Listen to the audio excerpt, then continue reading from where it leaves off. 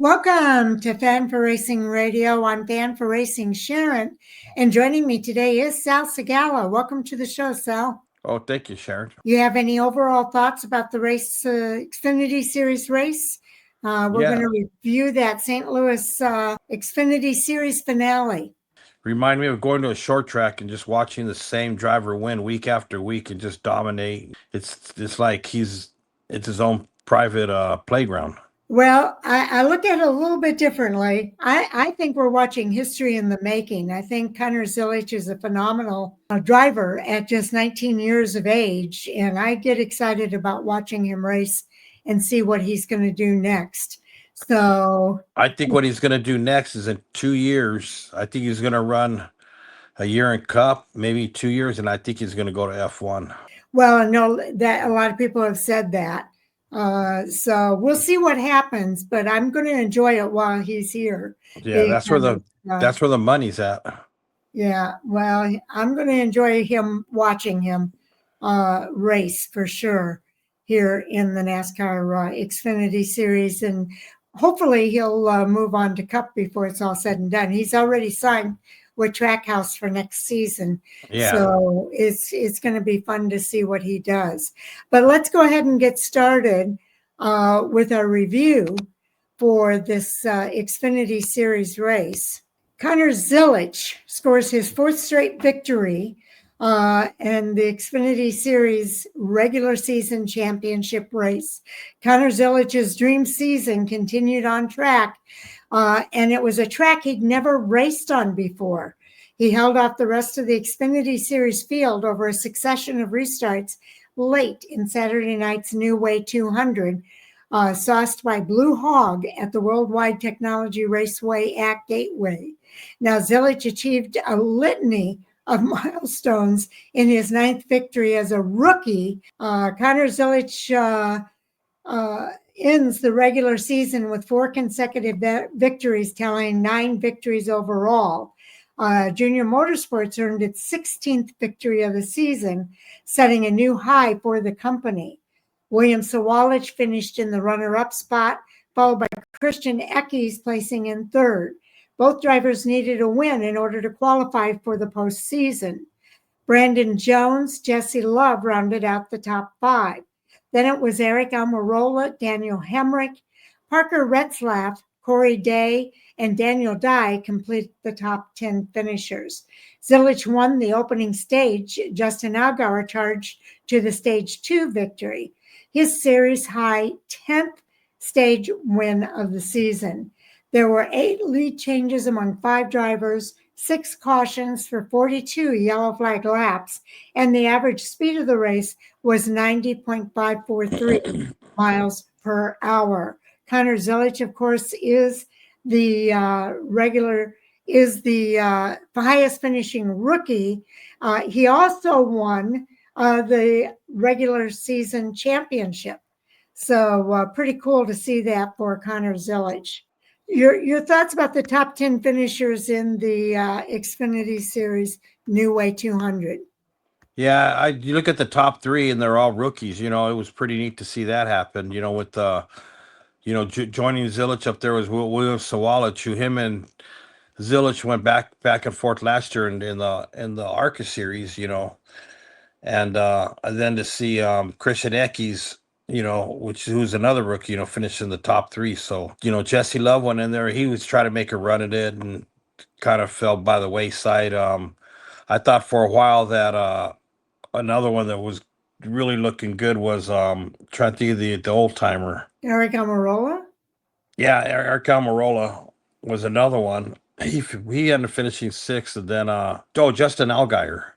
Oh, okay. Yeah, Justin Allgaier, but Zilisch is he's in a world all his own. Yeah, he really is phenomenal. What he's amazing talent to accomplish what he's accomplishing in the series. The only thing is missing, icing on the cake would be, of course, the championship. Well, he's got the regular season championship in hand. Yeah, but it's not the big one. Yeah. Well, now we'll see. The fastest lap bonus, I forgot to mention that, did go to Connor Zilisch. on lap 121 at 33.492. That's the seconds around the track. And then the margin of victory is also impressive, 1.506 seconds over William Sawalich. But you're right, it's phenomenal to see the rookies doing so well. We kind of anticipated the second half they would show up, and they certainly have. Yeah, he's definitely one to watch. I mean, I'm sure his fan base has grown. I know when I was at the track on Saturday, everybody was talking about him. Oh, yeah, Zilisch this, Zilisch that. And I mean, he just really took NASCAR by storm. he has.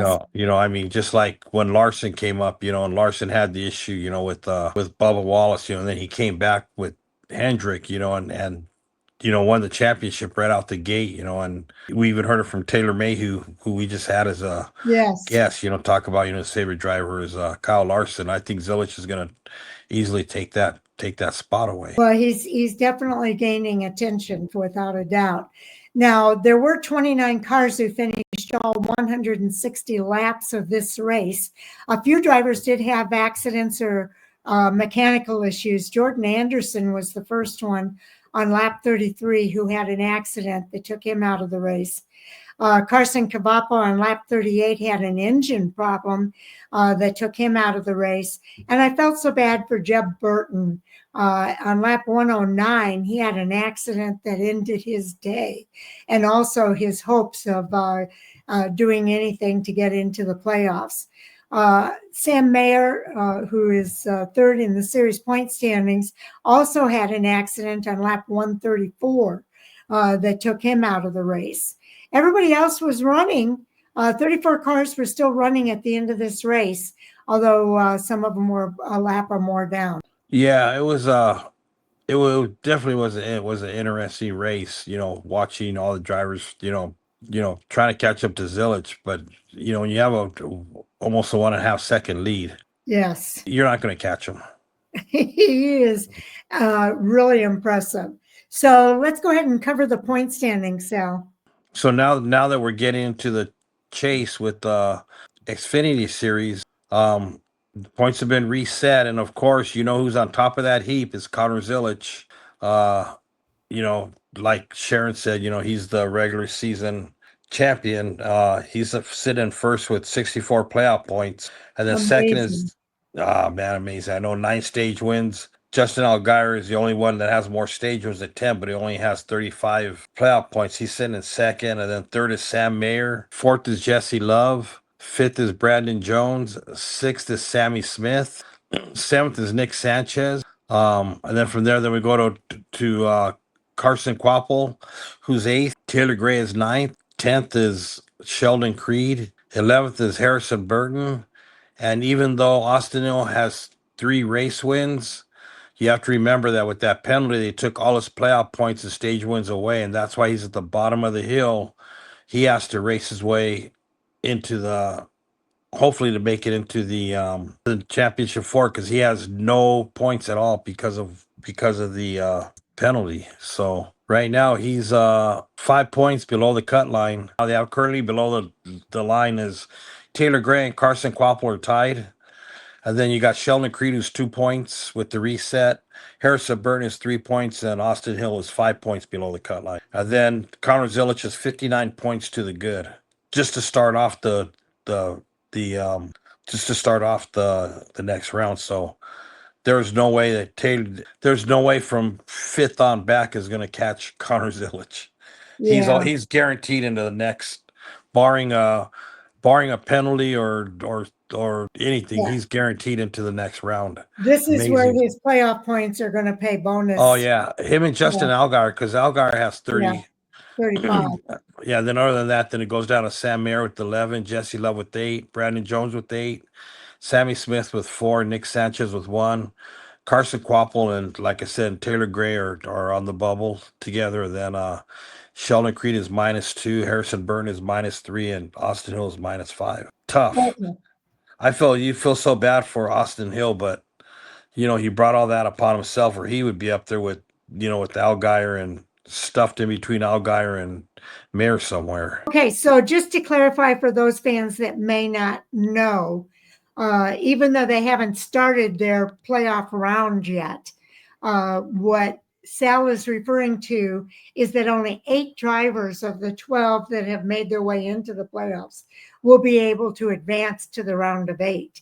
So 4 drivers are going to be eliminated after their elimination race. And that elimination race, by the way, they have 3 rounds, 3 races. So next week at Bristol starts their first race of the round of 12. Okay. And then after the round of 12 is Bristol Motor Speedway, Kansas Speedway at the end of September, and then Charlotte Motor Speedway's road course will be the elimination race. That's the race where the 4 drivers that sit below 8th place will be eliminated, and then only those top 8 drivers will advance to that next round. So, yeah, it's pretty amazing. So, to Yeah, it your is. point, Austin Hill has his work cut out for him. Oh yeah, he's like I said, Austin Hill is 5 points back, but he's It's 64 points doable. back from the top of the heap. You know, from Connor Zilisch, he's 64 points out. Well, his goal right now is to be in the top 8 before that final race, that elimination race at Charlotte. You know what? And Austin Hill should win a race in the He next should round. be good. Yeah. Yeah, he should win a race in the next round. Yeah, I'm not too worried about it because I think he will. But it's already been highly competitive. It's going to be amazing to see what happens in these next 3 races, I think. It is because even 8th, Carson Quapple and Taylor Gray each have 5 playoff points to play with, you know. So I Yeah. mean, Austin Hill's already 5 points in the bad. You know, he's gonna have to And cut he, into that lead race by race or win a race. and he goes into it with no playoff points. Yeah. They've got a short track of Bristol Motor Speedway. They've got the 1.5-mile track of Kansas Speedway, and then the road course at Charlotte Motor Speedway. So 3 different types of tracks to determine who those top 8 drivers are going to be. And he's got to do this throughout the chase. All right. So with that, we only have one other review to do today, and that is for the NASCAR Cup Series at WWT Raceway in St. Louis. Then tonight we will have at 10 o'clock Eastern Time our live stream for our NASCAR Hot Topic Sound Off segment, and that will be with Jay Huseman and Chris Crichton. And then later this week, and not too much later because tomorrow night, Jay and I are going to start recording for the 5 races that are coming up this weekend, starting on Thursday night. There are 2 races with the Truck Series and the ARCA Menard Series. And for the ARCA East, the ARCA East race is a combination event. But for the ARCA East, this is their season finale. So it's a big weekend. All 3 series are racing, along with the ARCA East combination race. And then the ARCA West is racing out at All American Speedway as well. So 5 races for us to preview coming up this weekend. Yeah, it's going to be a big weekend of racing. It is indeed. So thank you, everyone, for tuning in. We do appreciate you, and we hope you'll stay tuned for our next video. Take care.